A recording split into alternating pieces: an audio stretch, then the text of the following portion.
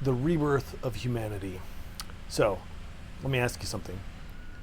Whatever we are now as humans, when you think about the advancement of technology, or I don't know, maybe technological evolution, or just evolution in general, are we becoming more than or less than what we are now?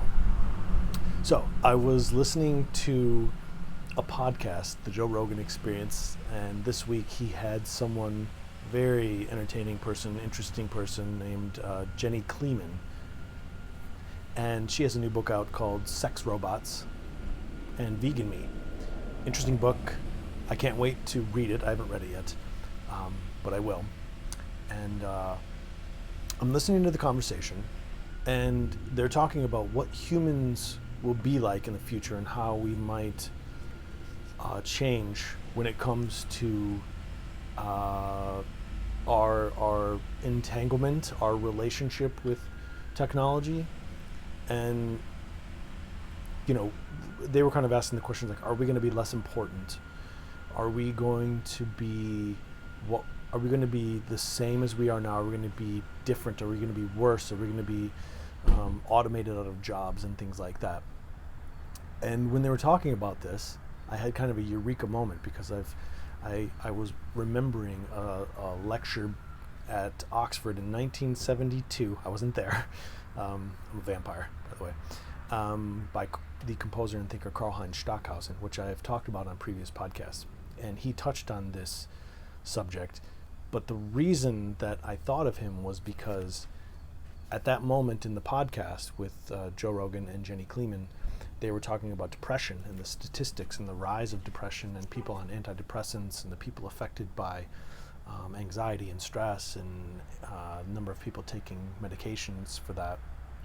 And there's just sort of like it's the alarming growth of those numbers. And to me, I had kind of a eureka moment, because it pulled it all together. And I'm going to play a clip at the end of this of the Karlheinz Stockhausen lecture where he talks about this, because I think it's super important. Before I go on, let me just say that you should subscribe below if you like what you're hearing. If you want to hear about the rebirth of humanity, I wait. Just got to move it down and click on it. Subscribe, like, share it, whatever.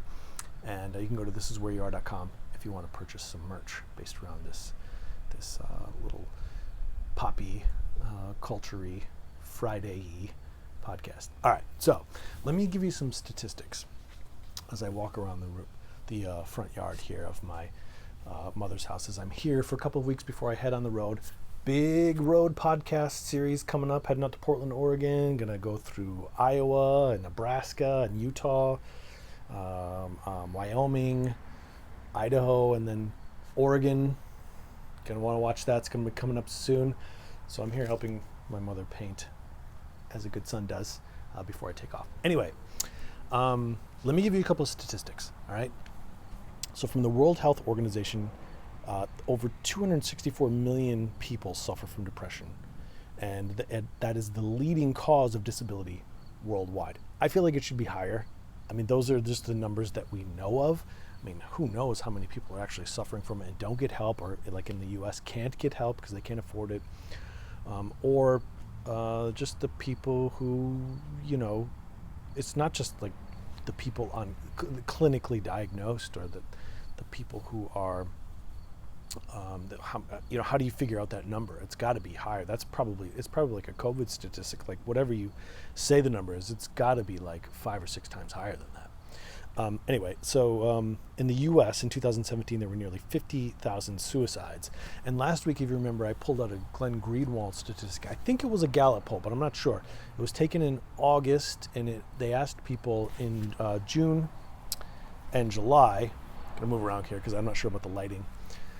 June and July, if they had seriously considered suicide in the last 60 days. And the numbers were shocking. But overall, it was 10% of Americans, which is a lot of fucking people.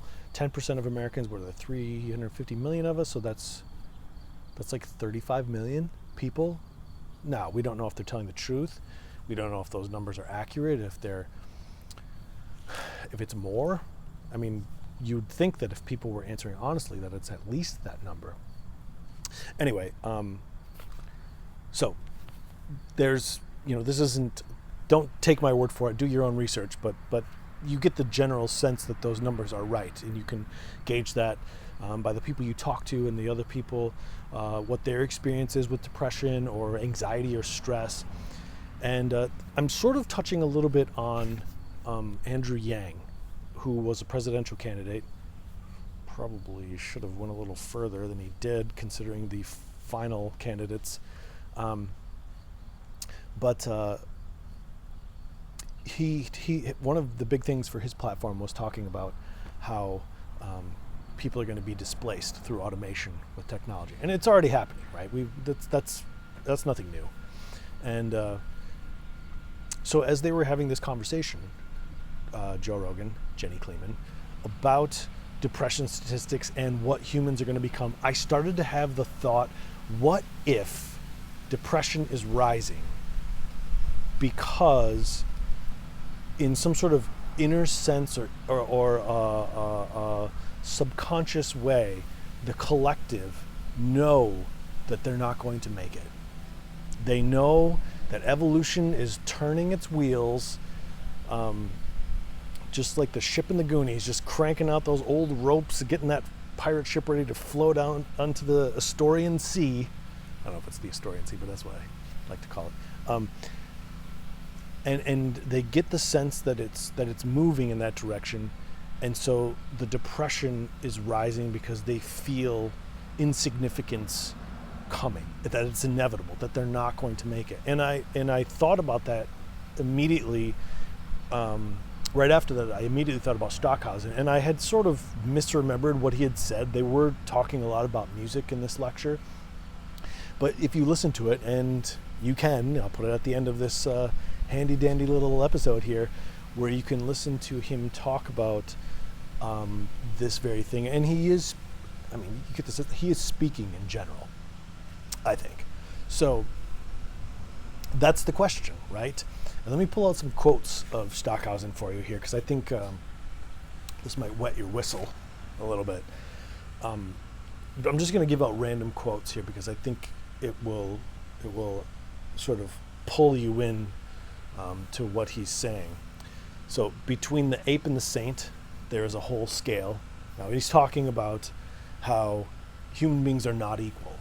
Doesn't mean that I don't get the sense that he's making any sort of a social commentary about how equality isn't desired, or like that separate but equal or anything like that. He's just saying that we have different talents. If you listen to the whole response, you'll understand what I'm saying. I doubt if the most illuminated people will multiply with the highest speed. There's the moment in 2001, A Space Odyssey by Stanley Kubrick, great little film, where the ape takes the bone and kills the other ape. The flesh of intelligence rises him above the others, though he is physically weaker. And he keeps quoting, and I don't know who this is, I forgot to look it up, but somebody named Arwendel, and I'm not sure, but he quotes Arwendel as saying that we are at the threshold. This is 1972, but we're kind of in the ballpark. In the span of human history or Earth history, that's not that big of a difference.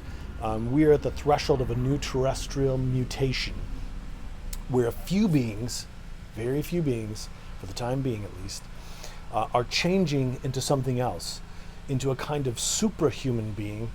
And somebody had asked him the question about the dehumanizing element of technology, like that art and music, because of their technological abilities, would it dehumanize people and render them useless in a sense? And so Stockhausen says, what you call the dehumanizing actually is the fear of the majority of us that they might not make it. And they call this dehumanize. What they really mean, without being able to verbally formulate it that way, is not the dehumanizing, but the supra-humanizing. That jump, enormous jump, like from, let's say, from animal to man back in the old days. This naturally is a moment of extreme crisis, which is that fruitful moment that comes very rarely in the world ages, where everything switches on a new level. The consciousness switches on a new level. but not in large numbers. Last quote here. The next step is naturally, what are the humans becoming? At least now we can say only very few will make it. And the general fear and crisis reflects simply that process. Most of the beings feel that they have that inner clock which tells them where evolution is going, but they can't make it in this life. So that creates antagonism and wars and fights and discussion, extermination. It's a sign of the rebirth of humanity. So, I mean, how could that not get your crank turning in an intellectual way? That what we're experiencing here is not a loss necessarily from certain perspectives, but a gain. That if you can make it, that if you're one of the ones, it's just like COVID, everything's paralleling COVID, like the ability to, and breathing is a huge thing. As I saw somebody mention this in a post somewhere, that the theme of this year is breathing, and breathing is the central theme of life. The whole year is about being able to breathe. This disease that takes away your breath, the protests over the murder of George Floyd, saying I can't breathe. This is all about breath and life and the fundamentals of life. And in the same way, if I can make that parallel, remember I'm just an idiot opining here with a podcast. But in the same way, if you feel that depression, if you feel that anxiety, what you're really expressing is the fear that you're not going to make it, and that in large numbers, this jump up in consciousness that is either happening now or we are at the beginning of it. I would like to think that it started, because if we're still in the pregame warm-up here, man, this is going to be tough. And I like to think that you and I, that we're going to make it. And I can say that because my podcast numbers are pretty low. So there's a few of us who are actually in tune with this. The illuminated, the endlessly illuminated, if you will. Maybe we're going to make it. But it's interesting to think about, and this is what's been on my brain. So, is there a connection between what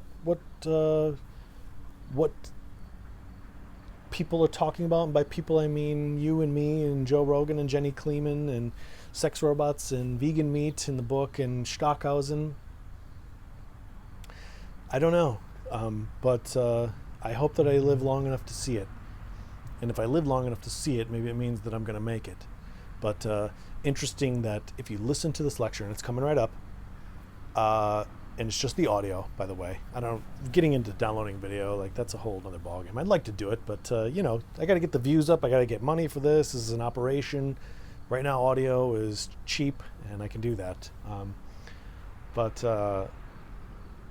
somebody asks him afterwards if he's one of the superhuman crowd, and it's a pretty funny response. I think he says yes, basically, but it's a funny moment where everybody kind of laughs. But it's interesting, especially to go back and listen to people in 1972 who see this coming. And Stockhausen, if you don't know him, was a composer.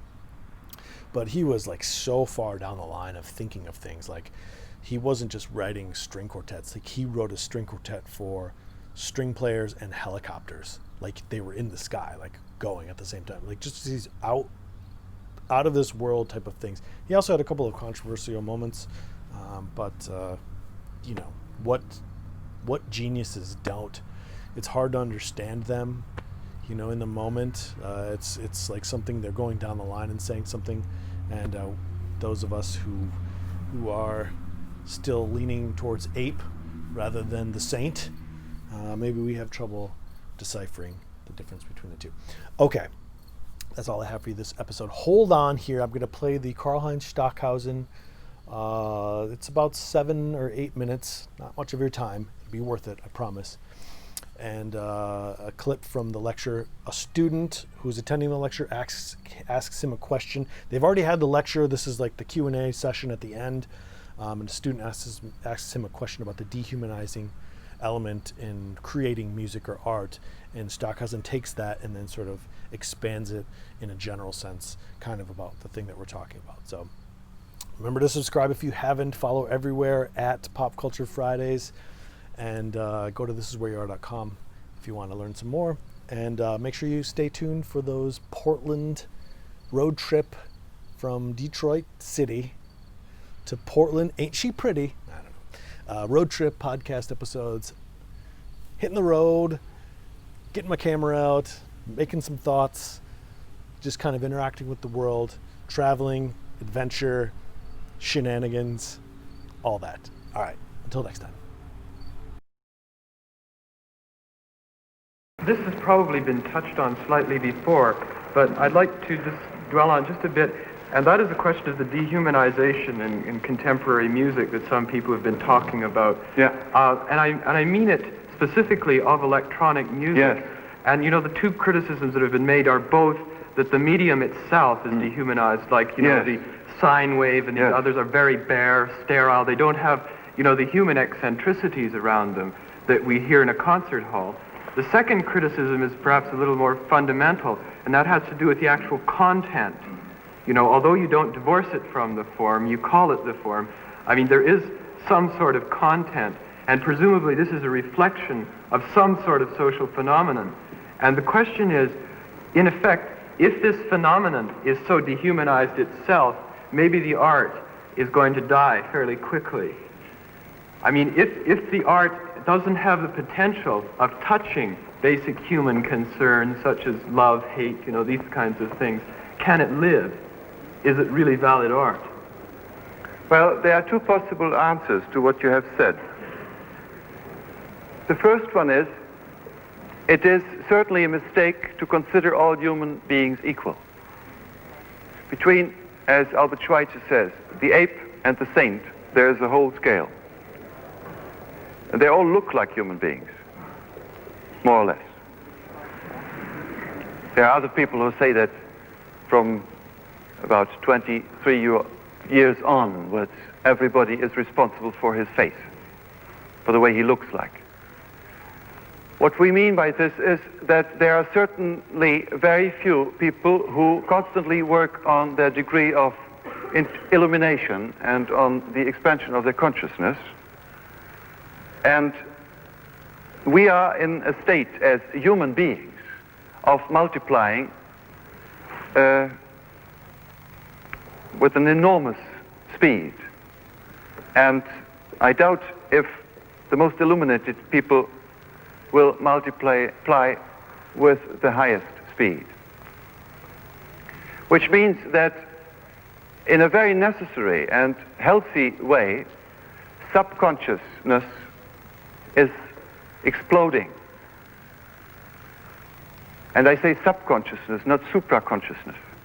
The second answer to your question is a little bit more esoteric. If you have ever heard the name Sri Aurobindo,